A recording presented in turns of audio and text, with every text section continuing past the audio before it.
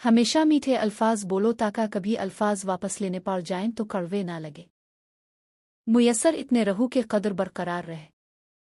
रसूल सल्लल्लाहु अलैहि वसल्लम ने फरमाया, जिसने मुझ पर एक बार दुरूद भेजा अल्लाह ताला इस पर 10 बार रहमत नाजिल फरमाएगा।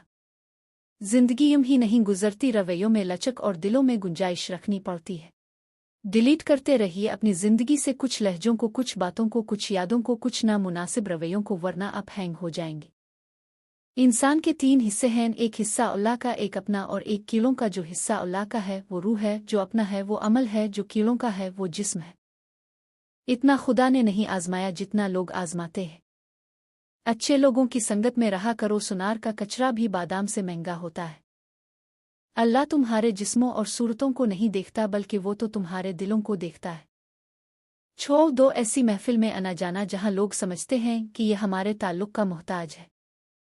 अगर अल्लाह तुम्हें तुम्हारी कहानी लिखने का इख्तियार देता तब भी तुम इतनी बेहतरीन ना लिख सकते जितनी अल्लाह ने तुम्हारी लिखी है। लोगों को अपनी जिंदगी में शमूलियत का हक जरूर दिया करें, लेकिन मुदाखलत का नहीं। लोग कहते हैं 25 अरब की आबादी में से एक शख्स अच्छा लगे और वो भी ना मिले, खालिक शको तो बनता है। मैं कहता हूँ 25 अरब की आबादी में इस खालिक की खुदाई के जलवे देख कर तो खालिक को छोड़ कर मखलूक की जुस्तजू करे, खालिक का शको भी तो बनता है। अल्लामा इब्न अब्बास रहमाहुल्लाह फरमाते हैं, नाखून बरहाना संत के खिलाफ है और इसमें जानवरों की मुशाबहत है।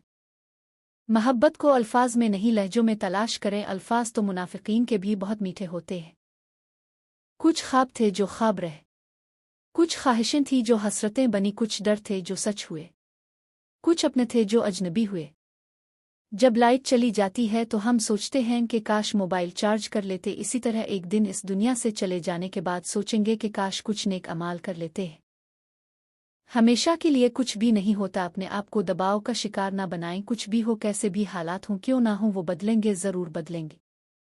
एहसास ज़बरदस्ती नहीं डाला जा सकता। अगर ये मुमकिन होता तो इस दुनिया में कोई मसला ही ना होता।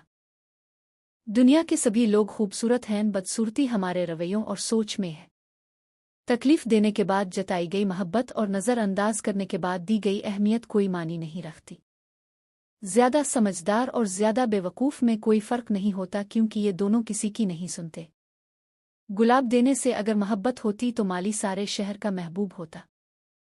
मिट्टी से मिट्टी तक के सफ़र के दरमियान जो वक्त है वो मोहलत है और वही ज़िंदगी है। अगर मौत के बाद अपनी मर्ज़ी की ज़िंदगी गुजारना चाहते हो तो मरने से पहले अपने रब की मर्ज़ी की ज़िंदगी गुजारो। हज़रत अली ने फरमाया, अपनी ज़िंदगी में किसी दिन कभी भी अफसोस न करे। अच्छे दिन खुशियाँ देते हैं, बुरे दिन तजर्बा देते हैं, बदतरीन दिन सबक देते हैं और बेहतरीन दिन याद देते हैं। इंसान वहाँ ज़िद करता है जहाँ इसे मान होता है कि इसकी बात रद्द नहीं होगी, और अगर रद्द हो जाए तो मान ख़त्म, आवाज़ ख़त्म और अल्फाज ख़त्म। लोग अक्सर गलत इंसान से धोखा खाकर बदला मुखलिस इंसान से लेते हैं।